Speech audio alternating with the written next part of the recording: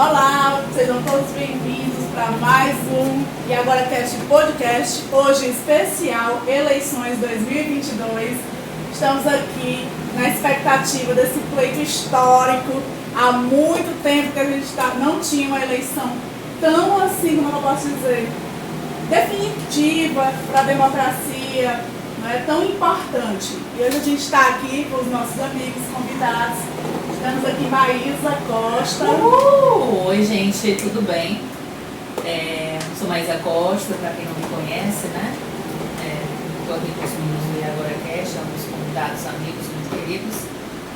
E vou parafrasear aqui nossa música, né? Que eu gosto sempre de escutar. Estamos, meu bem, por um triz, pro dia nascer feliz. Vamos lá, Vitor. E aí, galera, boa tarde. Eu sou o Vitor Moraes, né? Eu já estou. De vez em quando eu pinto aqui pelo E Agora Cast, falando sobre cultura, sobre literatura, né? Também sou escritor de alguns contos, né? E também tem quando você vai ler o livro, né? Sobre Oxford e falar um pouquinho, especular aqui sobre política. Então, adoro essa. E aí, galera, boa tarde, né? Meu nome é Vanessa Oliveira, também já sou de casa, né, do E Agora Cast, já fiz alguns podcasts, né, para podcast. E eu sou professora, né, do estado, sou professora de História do estado de Ceará, né? Também um pouco blogueira, né, nas horas vagas. E a gente vai dar aí a nossa opinião sobre política, vamos ver o que é que vai rolar amanhã. Dar aqui as nossas contribuições, bater um papo aqui sobre política. Ótimo! E aí, Jonathan? Eu sou Jonathan Freitas e estamos aqui em mais um episódio. Agora nós vamos falar sobre política, vamos falar sobre eleições, vamos falar sobre temas referentes a isso, cruzando, transversando aí. Hoje é um boletim pré-eleição, um boletim pré-eleitoral aqui. Quero saber já de cara a expectativa de cada um de vocês sobre o pleito de amanhã. Vai lá, João. Começa. Eu vou começar? Sim. Certo. O que você quer saber? Expectativa desse pleito histórico. Gente, é histórico essa eleição. É uma questão definitiva. Minha expectativa é terminar no primeiro turno com o Lula. É sobre isso. Ganhando acima de 50%. Eu vou apostar nos 52%. Eu já falei 13 vezes pra vocês. Eu sou ousado! Então já casar com as apostas.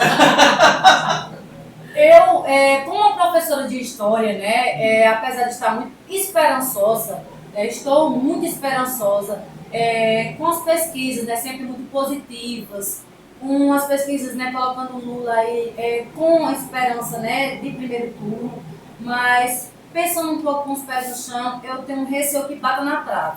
Mas pensamento positivo e sonhando, né, que seja de primeiro turno, por uma questão de necessidade de fortalecer a nossa democracia.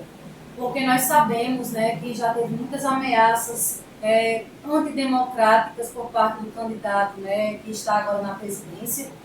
E nós precisamos ganhar de primeiro turno porque isso vai fortalecer muito a nossa democracia. E isso enfraqueceria o fascismo, né? Essa coisa antidemocrática que nesses 4 últimos anos, né, está permeando assim, o nosso país. Então, eu estou com esperança, um pouco, né, de pé no chão, de não ser no primeiro turno, mas eu tenho certeza que se não for no primeiro turno, do segundo não passa. É Lula para a gente fortalecer a nossa democracia, a nossa Constituição, né, a nossa instituição de direito. E é isso, gente. Quem tiver ainda indeciso, A hora é agora. de virar. Exatamente. Quais são as suas expectativas aí? Eu estou muito confiante, né? Acho que depois da eleição de 2018, né, e tal, eu fiquei muito frustrado. E foram realmente 4 anos aí a gente tentando, né, então, falar com as pessoas, conversando, mas estou muito confiante. A frente ampla que o candidato do PT montou realmente uma frente ampla nunca vista em nenhuma. Acho que nunca aqui no Brasil teve uma frente ampla tão grande, porque a gente luta por uma questão democrática, que a gente quer voltar à normalidade, né? O antagonismo, a oposição sempre existiu, mas a ameaça de fascismo, né? Realmente de coisas de pessoas serem abertamente racistas, né? Fascistas e misoginia, toda essa questão de homofobia, né? Vem sido alimentado pelo Bolsonaro. Então ele vem se enfraquecendo, né? Ele teve a sua grande oportunidade de mostrar que realmente que ele queria ser esse líder e realmente ele fracassou, né? E eu acredito que o Lula, com essa frente ampla, e Lula é um dos maiores estadistas que o Brasil já teve. Depois Getúlio Vargas. Eu falo de estadista, eu falo de político. Realmente o Lula é um cara que arrasta multidões, ele é um cara que mexe com a emoção das pessoas, cativa as pessoas realmente. Então isso dialoga, né? Isso é muito bom, ele é um cara diferenciado. Eu acredito que a gente vai bater esse, a gente vai dar um chuva de votos, como disse, um senhorzinho de 70 anos aí, no terminal de ônibus, sentado ali, muito resiliente durante esses 4 anos e acredito que é do Lula aí efetivo. Sim. Você quer falar alguma coisa? Que novos tempos, que a gente possa refletir sempre nessas decisões que a gente vai tomar, pensar no coletivo, né? Nosso individual, claro, a gente pensa, né, o que a gente quer para si, o que a gente pensa, as nossas metas, enfim, tudo isso que envolve o nosso particular, nossa individualidade, mas que a gente possa sempre pensar no coletivo, no ideal para todos, né? Porque eu acho que isso também é democracia. Você pensar na maioria, já que é a maioria que decide, vamos todos pensar em conjunto no que é bom para todos. Então, eu estou muito esperançosa que vão ter 13 resultados iguais. Eu acho que vai ser muito bom para todo mundo. É isso aí. Então, assim, deu para perceber que nós aqui do E Agora Cast somos 13, somos 5. Na verdade, o que nós estamos passando no atual cenário, isso agora é minha opinião, que eu estou falando, é uma luta realmente contra o fascismo. Então nós nos posicionamos. Independente, é além do que partido, é realmente contra o fascismo. É hora de darmos as mãos. Nós somos um equipamento cultural, e agora a Cast é um projeto com esse viés cultural, artístico, para abordarmos todos esses assuntos aqui no nosso projeto. E justamente nosso posicionamento vai para além da questão partidária. Tem membros do IAGORACAST que não são lulistas, mas vamos do Lula porque é o voto útil. Então, assim, a esperança é nisso. Nós estamos voltados nesse sentido. Estamos aqui hoje conversando sobre isso, sobre essas expectativas, o que está rolando aí, os debates, o engajamento das campanhas, aí, o posicionamento, né, dos candidatos durante esses últimos dias de pleito, que eu repito, para mim é uma eleição assim, definitiva, porque tem essa questão de ser uma luta contra o fascismo. E é um fascismo assim, cruel, ele vai, aqui que eu falo, na minha opinião, ele vai nas camadas mais pobres, empurrando a ideologia através dos equipamentos ideológicos como é a igreja. Não é? Então, assim, é muito perigoso, é um lance muito perigoso, velado, enfim, alienante. E tem toda uma questão, fora, a gente está falando do viés político e da política dele que não tem pautas sociais, gente. Então, assim, é uma luta muito grande, não tem como a gente não se posicionar. Ah, vou deixar de seguir, foda-se, já era, já devia ter deixado. Se você é Bolsonaro, já devia ter deixado de ser. Eu só discordo de ti na parte do velado, sabe? Verdade. Porque dentro da teoria fascista existe um mecanismo que se chama técnica do apito de cachorro, que é utilizar símbolos ou termos que somente aqueles que conhecem a ideologia fascista eles vão reconhecer, né? E a maioria das pessoas não vão. Então eles falam sobre esse mecanismo da técnica do apito de cachorro. E quando que o que nós vemos no governo de 4 anos, né, que está completando esses 4 anos, é a técnica do carro do ovo. É o contrário, é totalmente declarado. O pessoal escuta e reconhece na hora, cara. Isso aqui é fascista. Isso aqui não é popular, isso aqui não é para todas as pessoas, não é social, isso aqui não é. Jonathan, mas a gente fala isso dentro da nossa bolha. Você falou que o fascismo ele não é velado, que o fascismo é aberto porque nós compreendemos o que é fascismo e, portanto, a gente consegue identificar. Porém, tem algumas pessoas que não reconhecem o discurso do Bolsonaro e as ações dele como sendo fascistas, que acham um absurdo quando você compara o Bolsonaro com o Hitler. Por quê? Porque eles não conseguem associar, eles não conseguem reconhecer características fascistas. Mas o que é o fascismo? O fascismo é quando ele, em um discurso para a eleição, ele diz: vamos fuzilar a petralhada. O discurso fascista é quando ele inibe a liberdade de expressão. Então, assim, tem várias atitudes do Bolsonaro que são fascistas quando ele corta investimento para a educação. Isso é fascismo. Nas políticas culturais também, para as escolas. Quando ele investe em projetos, né, que tem um discurso negacionista histórico, isso é fascismo. Utilizar a educação como instrumento de ideologia. Nós compreendemos isso, mas tem muita gente que não compreende. E quando você diz que um eleitor do Lula foi assassinado na cidade de Cascavel, aqui no Ceará, que uma gestante ela foi agredida. Atropelada, empurrada sobre o carro. E que você diz que isso é consequência do discurso de hoje do Bolsonaro, a pessoa diz que o Bolsonaro não bateu e não agrediu e não matou, a pessoa não consegue compreender que não foi o Bolsonaro que foi o discurso dele, que o discurso ele é uma arma muito forte. E quando eles levam tudo pro lado da brincadeira, quando ele diz que não é coveiro durante a pandemia, sou coveiro. Imitando gente, Imitando né? pessoas Imitando com a falta pessoa de por falta de ar. Isso é Falta muito de grave. empatia, Assim. Isso é gravíssimo. Não tem como. O que é? Falta merenda na escola, mas investe em leite condensado. É sobre Se olhar a Soraya, a cloroquina, lacraia trônica, né? né? E a cloroquina, que ele negaciona a ciência, né? Não queria vacina, achava que o corona era tudo bobagem, isso e aquilo, mas comprou cloroquina. Exatamente. Entendeu, gente? Tem é gente que muito sério. morreu, tem gente que há relatos, eu posso falar, de pessoas que tiveram parada cardíaca por conta da cloroquina, e ele incentivou o uso de cloroquina, e depois eu venho dizer que não, né? E as pessoas acham que tem memória curta, né? Dizer, ele incentivou um medicamento que não tinha nenhuma comprovação que era eficaz e que fazia muito mal, para quê? Uma solução simples, rápida, que ele pudesse, né, sanar ali, né, os efeitos da Covid, na visão dele, e realmente que ele realmente se eximia de responsabilidade. O que eu posso fazer? O que eu posso fazer? Um líder ele não foi uma vez, uma pessoa que morreu de Covid, dizer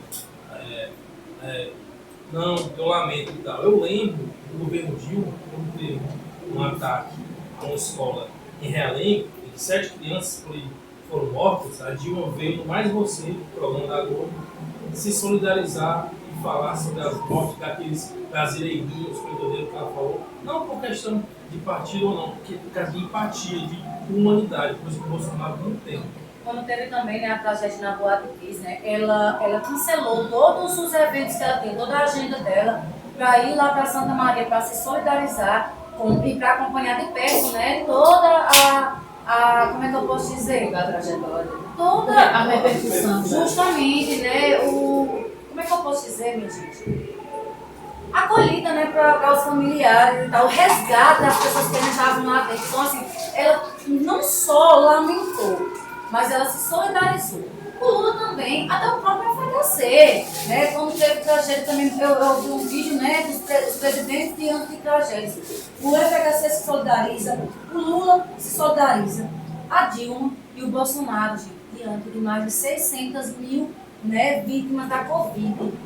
Ele, em todo momento, ele não só, né, não respeitou os protocolos da ciência e da segurança, como também ele incitou as pessoas a descumprirem, dizendo às pessoas para não usarem máscara, que isso era besteira, e ele não lamentou nenhuma morte. Então, assim, foi todo um conjunto de péssimas atitudes que não são dignas de um estadista, de um presidente da República. E o que me deixa mais, assim, impactada, vamos dizer assim, é saber que diante de tudo isso escancarado, ainda corre o risco dele de se turno. E tem pessoas que Minha irmã mesmo, meus familiares receberam fotos dele com a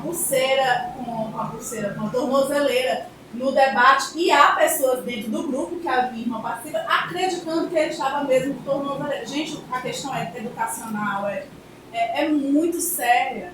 É muito séria. Tem gente que acredita, né? Tá acreditando nessa foto. Gente, ele foi retirado tudo, não deu para entender. Eu acho que o pontapé, a guerra começou quando ele foi liberado. Lula, né, Laísa? Quando o Lula foi liberado, exatamente. Quando o Lula foi retirado tudo, né? Foi retirado todas as acusações, né? Foram anulados, né? Todos os processos. E ele começou a ser elegível. Pronto, eu acho que o Bolsonaro não esperava isso. E quando essa notícia saiu, aí pronto, começou a guerra. Porque aí a volta foi bem... E é muito importante a gente Ele dizer, não imaginava, né? Para os ouvintes, né? Eu sei que a galera que escuta o Iagora Cast, né? Com certeza são pessoas muito críticas e muito politizadas, eu tenho certeza, porque conhecendo o nível do Iagora Cast, eu tenho certeza que os ouvintes, eles têm um posicionamento político. É muito importante a gente colocar aqui que quando você anula os processos do Lula, a gente não está dizendo que o Lula é inocente, mas a gente está dizendo que os processos que foram movidos contra ele foram parciais, foram manipulados. Isso ficou provado, gente. Isso ficou provado que o processo foi parcial, né? E não houve provas contra o Lula para que aquele processo ele fosse adiante. Por isso que foi anulado, por isso que ele foi inocentado e ele hoje é elegível. Vocês compreendem que por que o Lula foi condenado? O Lula foi condenado, isso já ficou muito claro, até para os órgãos internacionais. Não estamos falando de Brasil, os eleitores do Lula, o STF que quis inocentar o Lula. Não, gente, nós estamos falando de órgãos internacionais que inocentaram o Lula por falta de prova e por entender que o juiz que estava conduzindo o cargo, conduziu o cargo parcialmente, ilegalmente, porque nunca se viu na história do direito um juiz compactuar com o promotor do caso, como foi, né, o Delanó, sei lá, não sei nem falar o nome daquele homem, né? E assim... Que quebra toda a linha do juízo, né? Porque ele não pode fazer. Hoje o que ele hoje? Nem juiz, não é nada. O juiz que conduziu o caso, ele, depois do pleito eleitoral, se torna o ministro do cara que estava em segundo lugar na corrida eleitoral. Gente, isso aí, até uma criança que não entenda nada de política, se você explicar para ela vai compreender que houve manipulação.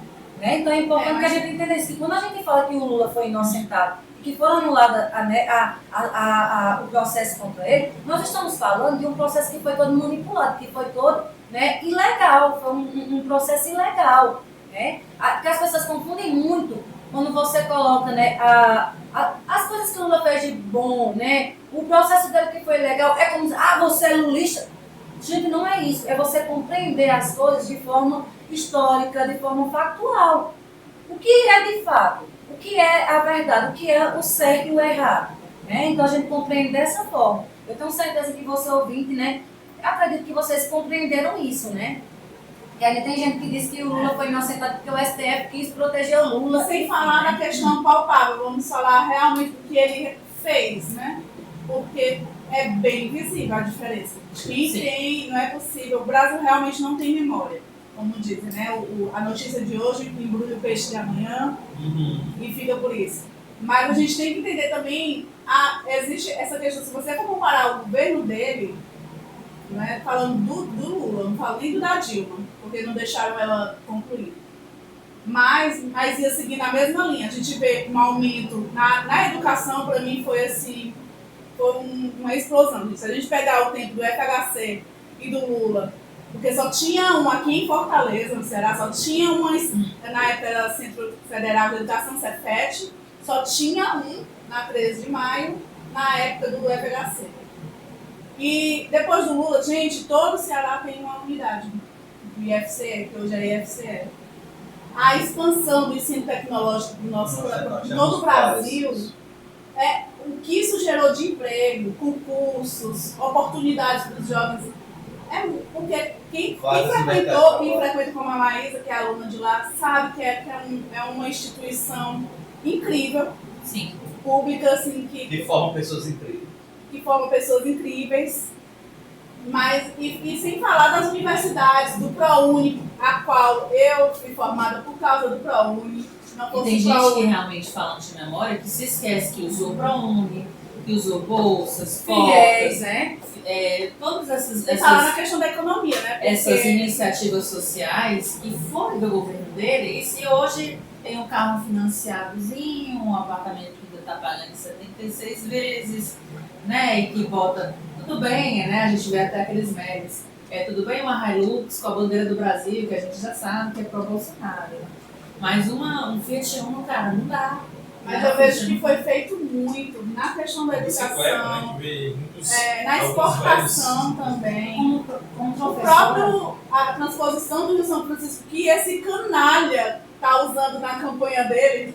Que antes Foi ele. criticava, né? Ele. É interessante a gente falar que a transposição foi duramente criticada pelo Bolsonaro. E por muitas pessoas que hoje são defensoras, né? Bolsa Família. E ele é tão canalha que ele fala que ele bota nas costas dele a conclusão, né, da transposição no Rio São Francisco, sendo que 80%, se eu não estou enganada, foi no governo do PT, né? Mas uma porcentagem foi no governo do Temer.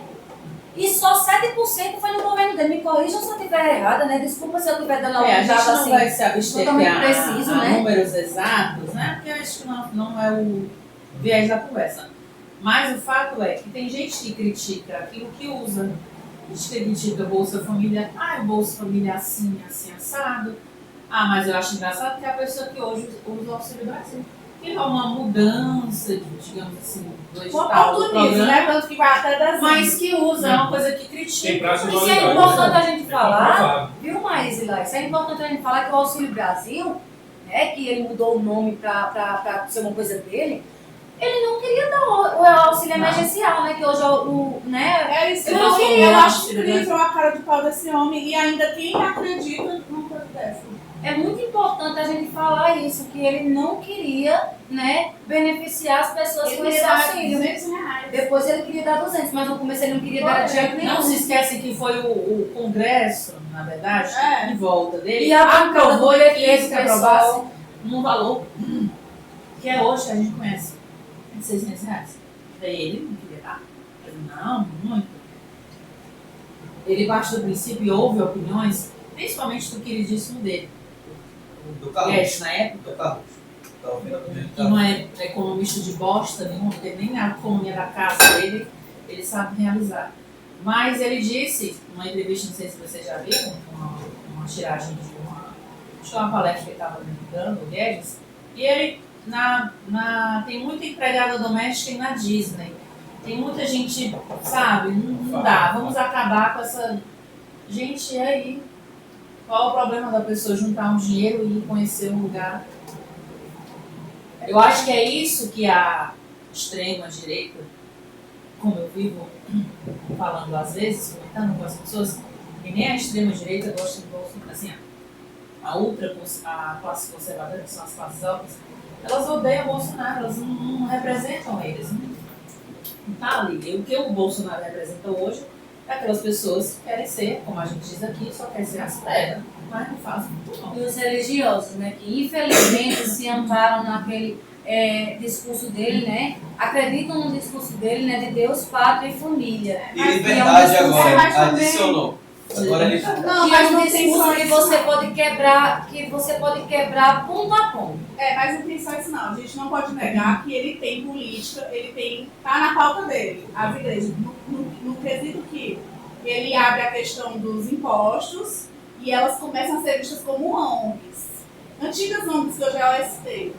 Entendeu? Algumas instituições então tem a questão como é que eu posso dizer, dos impostos. Ele tem uma política voltada para isso. Não à toa o Malafaia está do lado dele. O Malafaia é esperto, gente. O Silas Malafaia, que é o líder da Assembleia de Deus, ele não vai estar ali do lado daquele...